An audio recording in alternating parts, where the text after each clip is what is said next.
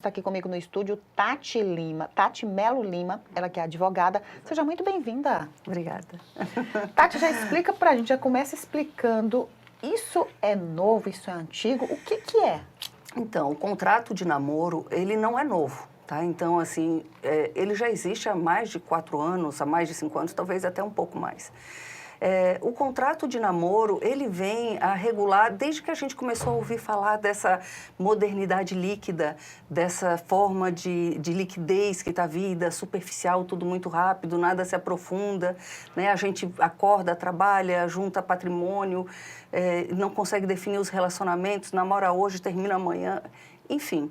O contrato de namoro, ele surgiu, e teve agora um caso bem emblemático, que foi do jogador de futebol Endrick, né? Para poder definir essa relação de convivência, que é uma relação de convivência, mas deixando claro que essa relação de convivência, ela não tem o intuito de formar família. Tati, mas qual é o problema? Então, eu estou namorando só para passar o tempo? Não, tu está namorando para curtir, para aquela coisa do namoro.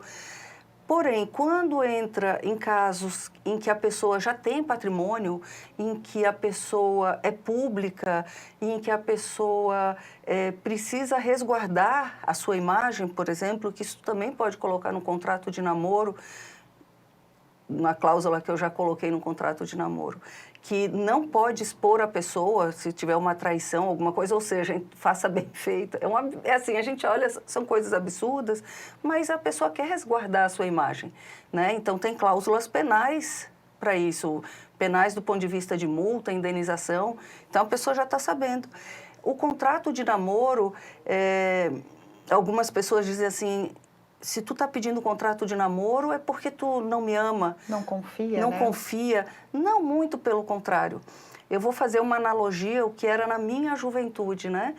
Na minha juventude, começou aquela ideia, veio o boom da AIDS e algumas pessoas, e era comum naquela época, não ser um sexo protegido com camisinha, e aí quando alguém falava, dizia, tu não confia em mim. Hoje ainda a gente vê muito sexo sem camisinha, mas ninguém vê isso como uma questão de desconfiança ou já se tornou uma coisa comum. O contrato de namoro hoje seria uma analogia, né, com essa questão de questionar a confiança.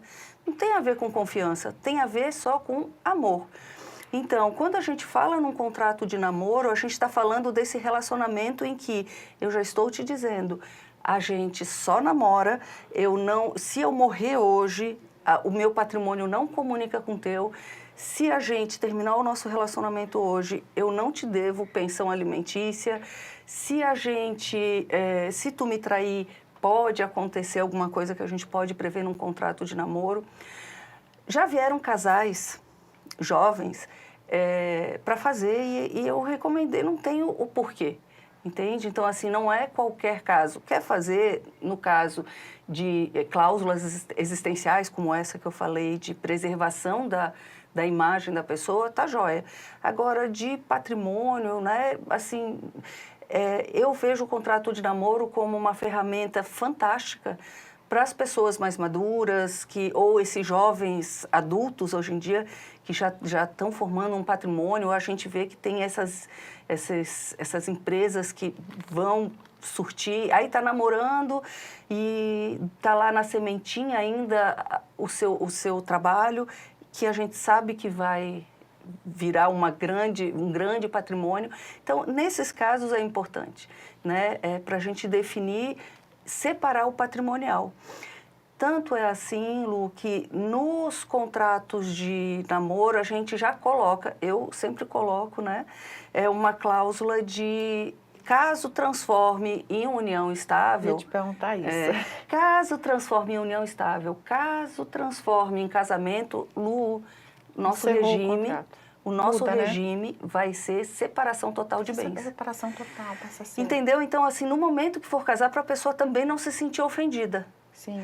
A gente já prevê de início né? Então, assim, nesse contrato de namoro já fica claro que, independente do que vai ser no futuro, se a gente vai casar, se a gente vai ficar em união estável, vai lá no cartório e faz a união estável, independente. Doutora, assim, só para esclarecer melhor, separação total de bens são os bens que cada um já tinha. Exatamente. Aquilo que eles construíram juntos é do casal. Não. Não? Não, ó, daí vamos lá. Claro, eu falei um não, quem é direito de família deve ter se arrepiado. Assim, quando a gente tem alguns regimes de bens, né? Então, o normal, o padrão da nossa sociedade é esse que tu está falando, o que é a separação parcial de bens. O que é meu antes do casamento, do relacionamento, é meu.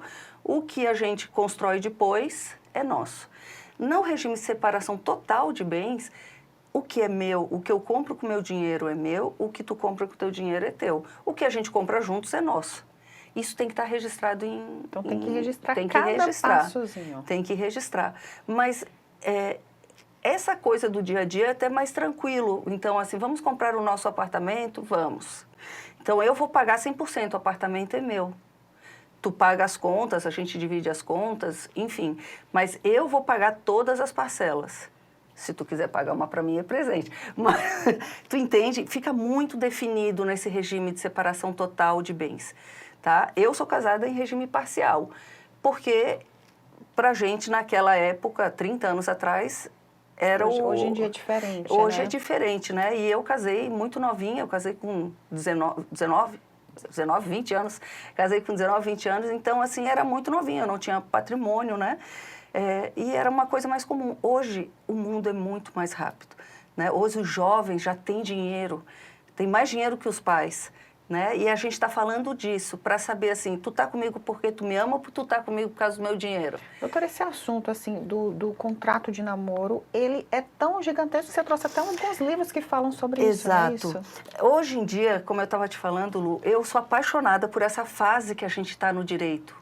No direito que eu falo, nas nossas vidas, né? A gente está num período em que a justiça, o sistema judiciário está abarrotado. Então, a gente vê divórcios que não acabam nunca, crianças que não estão recebendo alimentos de pensão, porque o judiciário está abarrotado. Então, já faz algum tempo, em que os contratos, eles estão regulando a vontade das pessoas. Mas é preciso de um advogado para fazer? Olha, eu sempre recomendo fazer os contratos, porque contrato é muito mais do que hoje em dia, que nesse casal jovem veio e disse assim, a gente bota lá no chat e vem. Não, vem tudo.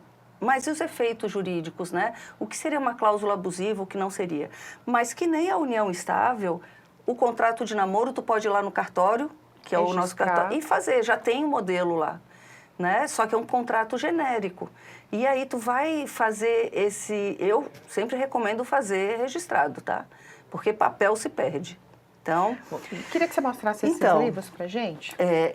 Tem vários livros de contrato de namoro, tá? Então, assim, é antigo, são livros antigos de mais de 4 ou 5 anos que fala especificamente contrato de namoro. Eu tinha outros, mas o que eu estava te falando dessa fase maravilhosa, a gente tem hoje só falando de contratos de coparentalidade, o que é isso? Essas novas estruturas familiares. Então, eu caso contigo, eu tenho meus filhos, tu tem teus filhos, como é que fica essa relação de coparentalidade? Como é que fica essa relação de eu com os teus filhos, tu com os meus, eu com as minhas rotinas, tu com as tuas rotinas? Isso é fabuloso, assim.